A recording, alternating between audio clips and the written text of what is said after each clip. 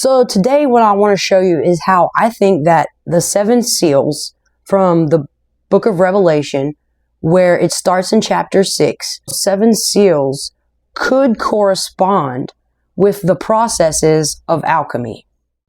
So if you're new to alchemy, think of alchemy as like the process of nature that you would have needed to understand back in the day to dye clothes, to brew beer, to propagate seeds, to propagate plant life, to be a blacksmith, to do any of that. Last episode, I talked about the 4 phases or stages of alchemy. The order of the horses, we talked about how white is Albedo, which is like innocence and purification.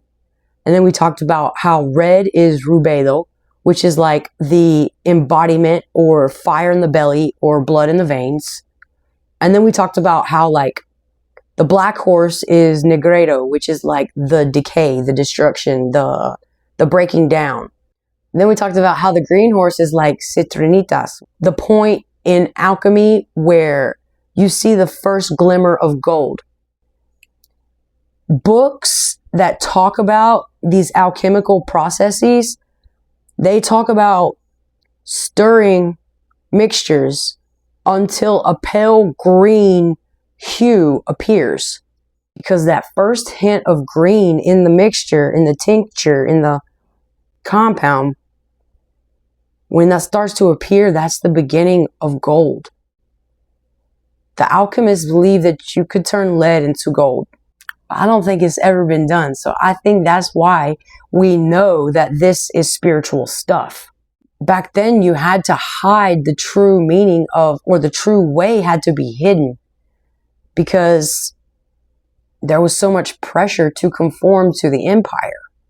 Today, I would like to tell you about the processes of alchemy as opposed to the phases of alchemy that we talked about last week. So today we're going to talk about calcination, dissolution, separation, conjunction, fermentation, distillation, and coagulation. I think that these 7 processes of alchemy could correspond to the 7 seals that we see in Revelation's scroll. This is why the Lamb matters so much. And this is why we need Jesus. Because without Jesus and without the provision of the Lamb, the 4 horsemen are an apocalypse. They do represent the limitations of this real world. They do represent the plagues and the famine and the disease and the death and destruction and war that we face on this planet. Those are very real threats. But I think that Jesus offers us a way through these hard times, no matter what they are. I do a lot of analysis on this channel of biblical scripture through a framework of alchemy, hermetics, and Gnostic traditions. So I guess you could think of hermetics as the governing laws of the universe. So they would contain things like gravity, laws of motion, and things like that.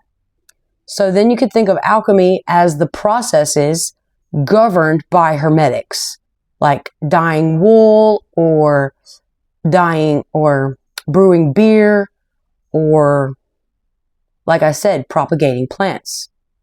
And then Gnostic traditions would serve as the worldview of the people at the time. Gnosis means knowledge.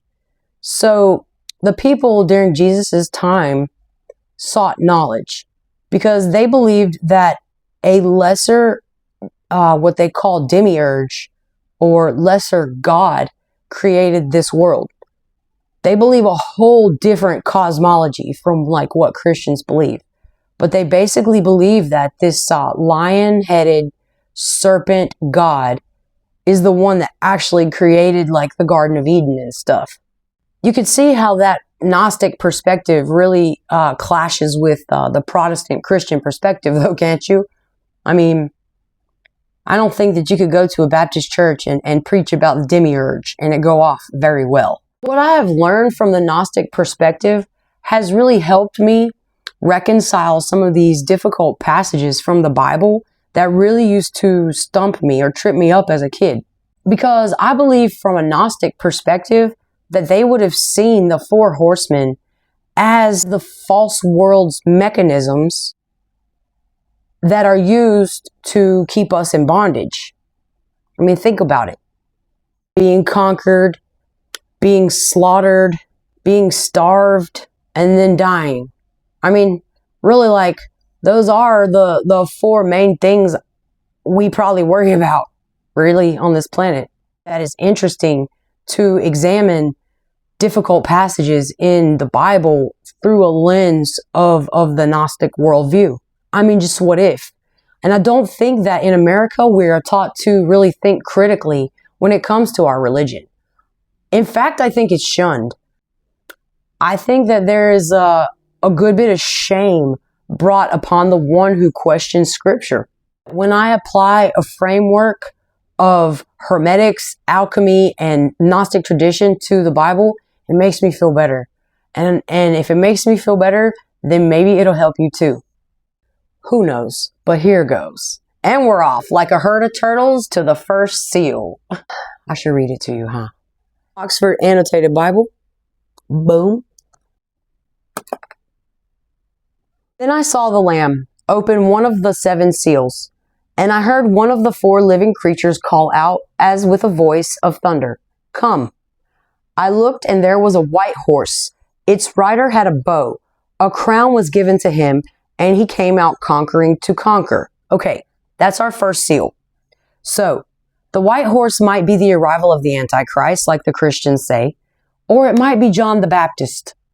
And I figure that if their theory is preachable, then maybe so is mine. Now stick with me, because I know you've never heard it this way.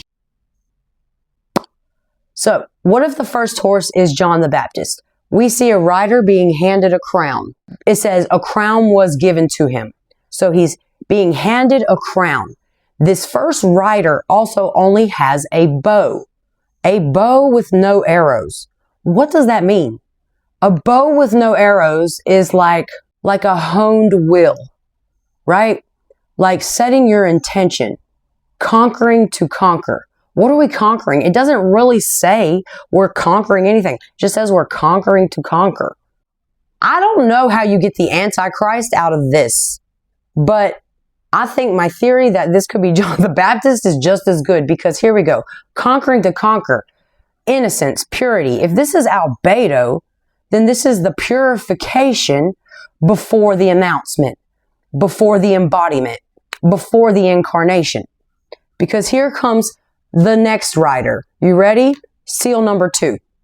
When he opened the second seal, I heard the second living creature call out, "Come." And out came another horse, bright red. Its rider was permitted to take peace from the earth, so that people would slaughter one another, and he was given a great sword. Now listen, Jesus said, "I did not come to bring peace upon the earth, but a sword." Now y'all remember that, right? A sword. What kind of a sword did Jesus bring? He brought parables. He brought his words. W-O-R-D-S. S-W-O-R-D. Sword. Words. Sword. Words. You get it? You hear it? You see it? Your word is your sword. How can it not be? Literally, Christians joke about the Bible being their sword. Oh, I forgot my sword today. How you gonna forget your sword?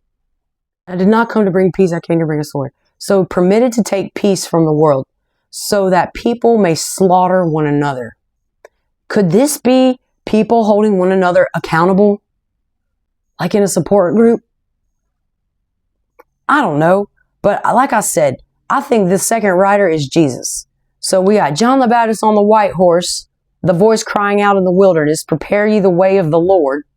And then we got maybe Jesus on this red horse, because he is the incarnation of the divine flame. He is the Son of God. So he had to become a person. Here's the third rider. Ready? When he opened the third seal, I heard the third living creature call out, "Come." I looked, and there was a black horse. Its rider held a pair of scales in his hand, And I heard what seemed to be a voice in the midst of the 4 living creatures saying, "A quart of wheat for a day's pay, and 3 quarts of barley for a day's pay. But do not damage the olive oil and the wine." Okay, first of all, this just came to me yesterday and it was intuitive, and I haven't done too much research to really prove it out or flesh out this theory. However, what if the third rider is Judas? All right, we've got John the Baptist, the one who's preparing the way. Then you have Jesus, the one that he was talking about. And then you have Judas, the one designed to bring about this process of Jesus's destruction. We really don't know who the third rider is because this doesn't say. It just says that it had a pair of scales and that barley and wheat got expensive, but the grapes and the olives remain the same. We really don't know. There's a lot that you can interpret from this passage, and I don't think it has to be all destruction. What if we got John the Baptist, Jesus, and Judas? Now we come to our pale green rider. We know who's on that horse because it tells us. Ready? When he opened the 4th seal, I heard the voice of the 4th living creature call out, "Come." I looked, and there was a pale green horse. Its rider's name was Death, and Hades followed with him. They were given authority over 1/4 of the earth to kill with sword, famine, and pestilence, and by the wild animals of the earth. If there's one thing I know about the Bible, is that there's always a deeper meaning to everything that you read on the surface. So if on the surface we have death, destruction, war, chaos, then we have to know that there is something else under that. I think death and Hades represent the culmination of the worst of the worst, the worst that could happen to us on this planet. But I think from a Gnostic perspective, they would have seen death as the final stage before you're released from this prison planet, if you will. Gnostic people thought that the soul was trapped in a state of ignorance, that true salvation was a process of awakening, of remembering that your soul was created before the foundation of the earth. Death for a Gnostic would have been when the soul stops restlessly striving to meet unmet desire. Check it out. Death and Hades reveal the final condition of the soul trapped in ignorance just before it arises. This is how we arise to a newness of life from the delusion maintained by the ego. Maybe this shows us the stages of awakening when it comes to spiritual transformation. So if we were to compare the first 4 seals of the scroll in Revelation to the first 4 processes of alchemical transformation, in the first seal we have calcination, which refines the raw material. In the second seal, we have separation, which cuts through the disillusion. And in the third seal, we have separation, which discerns alignment. And then in the fourth seal, we have conjunction, this threshold between death and life. Conjunction reconciles the masculine with the feminine, and it's what the alchemist would refer to as the metaphorical bridal chamber that we see about in the Bible.